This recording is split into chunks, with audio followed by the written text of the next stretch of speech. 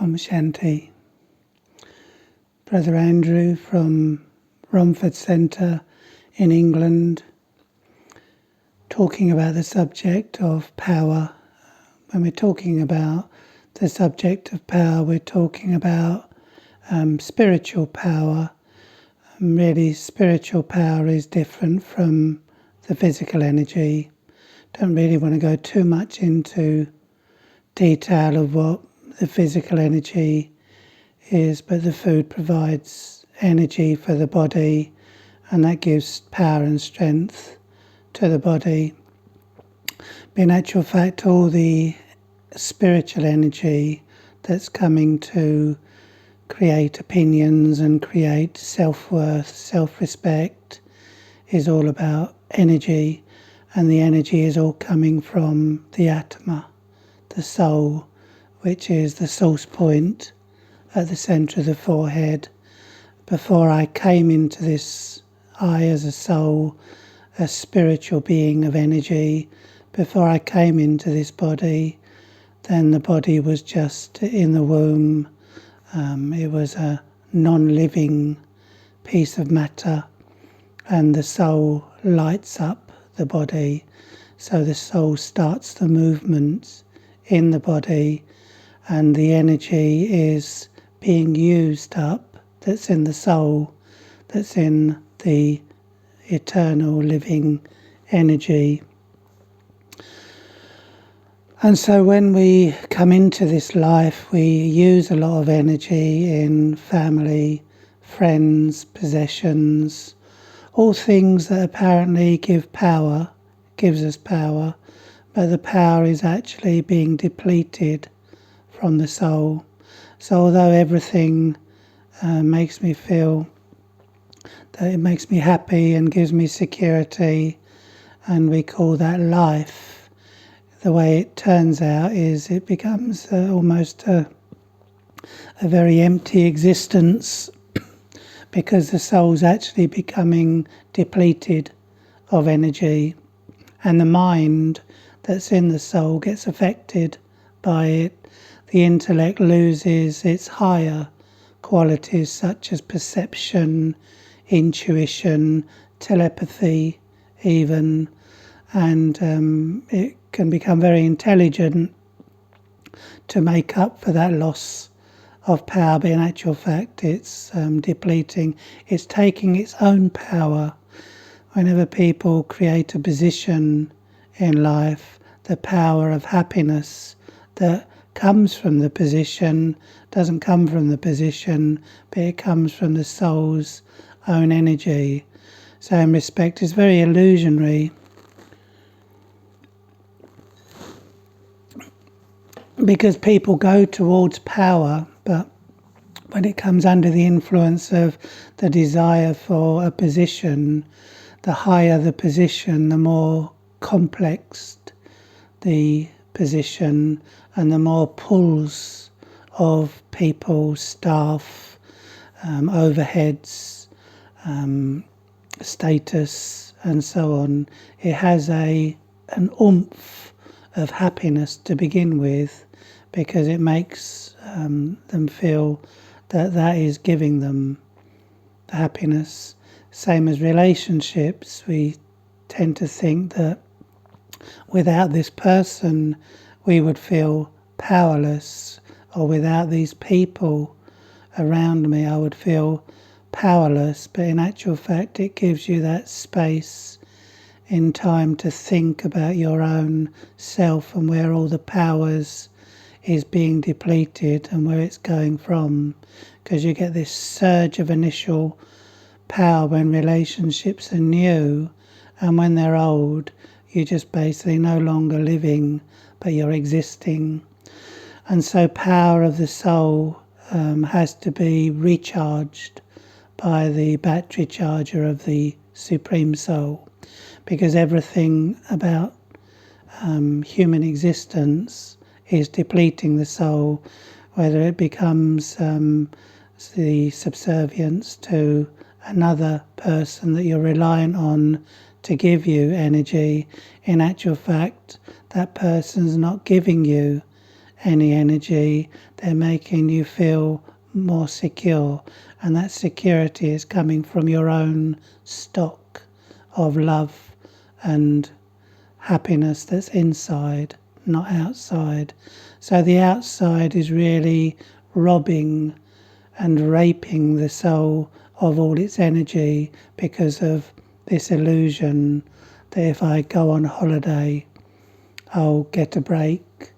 And although I go on holiday and spend my money on that, in actual fact, it's just given me a release from the things that I was trying to build in this life, and it becomes a excursion for a while, if you like.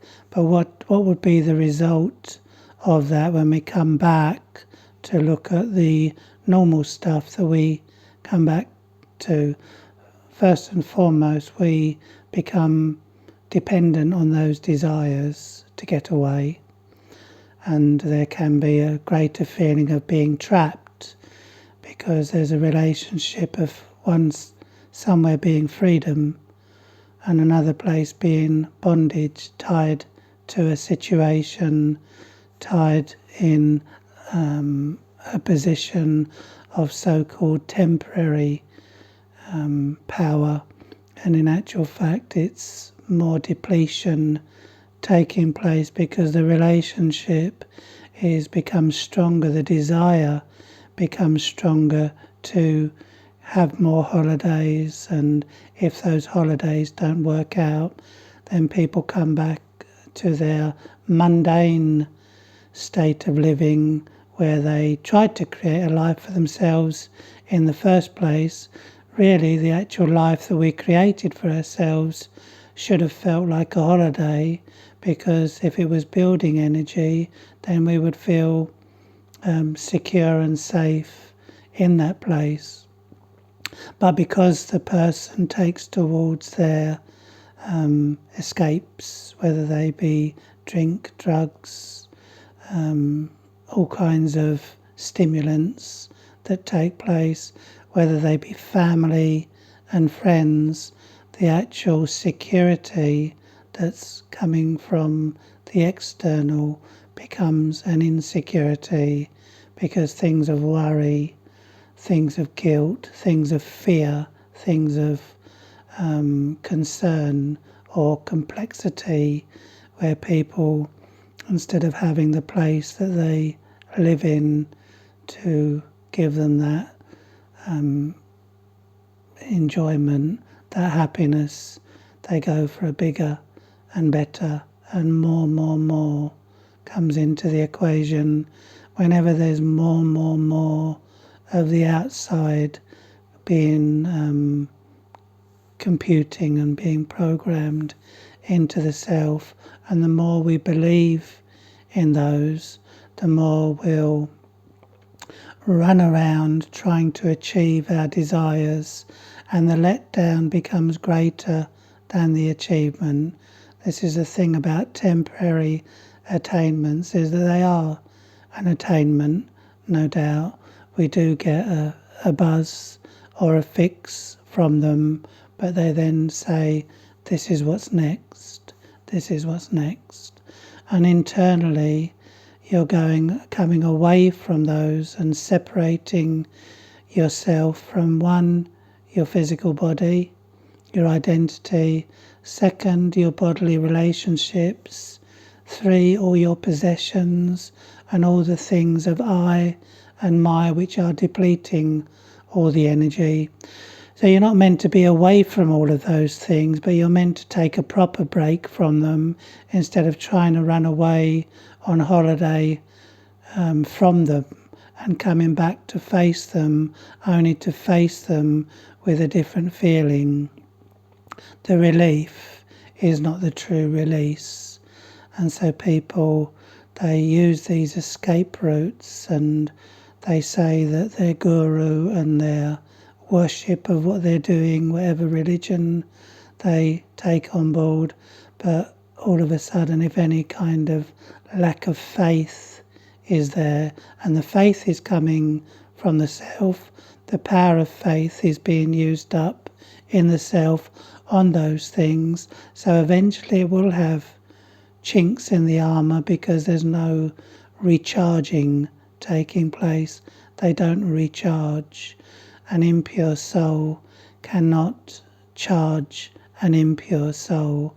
All souls have been made impure by the relationship with matter. Soul is meant to be in matter, but it's not meant to be discharged by matter. It's not meant to be dependent on matter. So when all the facilities become a dependency, it's discharging you. When you switch on a movie on TV, it's in actual fact not the movie that's taking place on the TV screen. It's the movie of emotions that's being drained from the soul. And they don't feel like a drain at that time because the human soul, the being, is enjoying the senses, the sensual perceptions. So it feels like it's very joy-giving, and it's a nice romantic movie that has a happy ending, and we feel happy. But that's our happiness that we're eating, we're consuming. And so I'll need to have more of the same to actually experience the happiness that's in the self, of the self, from the self. So happiness is also inside. That's the illusion that it's outside. And one person will turn on a romantic and they like that, and another person doesn't like that. So definitely the happiness isn't coming from the movie, it's coming from what's moving in here, and it's energy that's moving from inside to out, being depleted. The side effect of that is that I'll have the downer, just like sugar. When you eat sugar, it secretes, the pancreas secretes insulin, so it gives you a raise of blood sugar for a few minutes, then it has a 2-hour drop from high to low. It's the same as anything that's sensual. It's not actually essential, even though we may believe it to be. It's of the external world depleting the power, the happiness, the peace that comes from any place that we think we should go to experience peace is coming from your own stock of peace. Because some people won't like the silence of the places that you go. They'll like the noise of the city and they'll look on that as a holiday. So they'll be journeying to London. You may be journeying out of London to the countryside to get your peace. But your peace is your peace. It's in here being used up. And so it's vitally important, although we're meant to play these roles, soul's meant to be in matter and is meant to radiate that joy, but the power has to come from inside to out, not outside to in. So you don't just have a priority on one child, loving that child because they're your child. That's a condition. That means I'm feeding off my own attachment, and that as that attachment grows towards that child, in one sense you should be attached to every child of the world, and also every person in the world was once a child. So it should be an embrace into all souls, all children of God, all children of the Supreme Being, because everyone was once a child, and forgive them for becoming an adult who's degraded, impure, contaminated, because they just got caught up in the immersion of the role. They became greedier than others. Everyone's got greed, but they became greedier, and so they might have robbed a bank, and other people have still got the seed of robbing the bank inside of them. It only takes for them to believe that they're getting power from their greed, and they may well go and rob a bank and put all morals to one side. So as the greed and attachment and ego gives the person more power, it's actually the utilization of the soul's power. So you're using up that power. You may be using a lot of power in your ego, thinking you're right about one thing, you're philosophizing about life, you're definitely right, but if it causes an argument with yourself and someone else, then it's proof that you're using up power, and the power of the ego gives a momentary boost, but then when I become argumentative, it proves that I'm giving power to the ego. I'm not getting power from the ego. The ego doesn't give you any power. It's your power that the ego's using. So the power's been using up, so I'll have to prove myself again tomorrow, and again the day after, and again the day after, and it's getting bigger and bigger as my stock of energy reduces, because I'm holding on to that ego for my power. If it's retail therapy, then you'll have to keep spending more and more and getting more and more in debt potentially, because the desires are growing, they're not reducing. You can't stop a runaway train, there's no brake on it. Self-realization is the brake. You've got to realize that you're not getting happiness from the clothes, you're losing happiness. You're not getting happiness from the latest iPhone, you're losing happiness. It's a temporary feel-good factor that connects to the identity and makes you arrogant about what you've got and who you are. And what you've got and who you are basically who you're not and what you're not. So that becomes the great illusion. And if it's going to the next stage, then it's going out of control. So that's a very sad story in a way, because it's our own energy that's going out of control in relationship to the material world, whether it be the lust for other people, the lust of desires, whether it manifests in the world of greed, whether it manifests in the world of ego, self-righteousness and stubbornness.